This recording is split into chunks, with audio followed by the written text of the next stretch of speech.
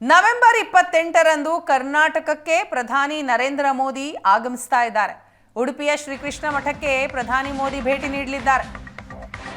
November 28 ಕರ್ನಾಟಕಕ್ಕೆ ಪ್ರಧಾನಿಯವರ ಆಗಮನ ಆಗುತ್ತೆ.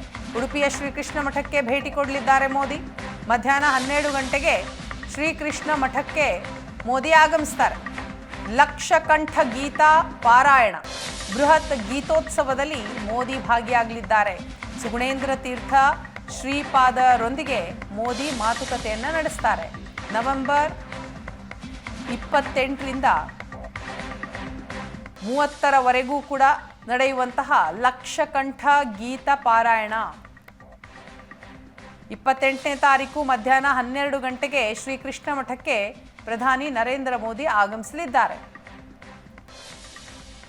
30ರವರೆಗೂ ಕೂಡ ನವೆಂಬರ್ 30ರವರೆಗೂ ಲಕ್ಷಕಂಠ ಗೀತಾ ಪಾರಾಯಣ ನಡೆಯಲಿದೆ.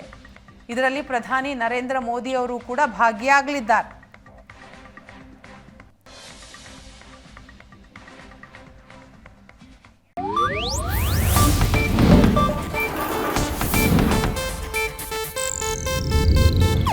ಇದು ಏಷ್ಯಾನೆಟ್ ನ್ಯೂಸ್ ನೆಟ್ವರ್ಕ್ ಪ್ರಸ್ತುತಿ.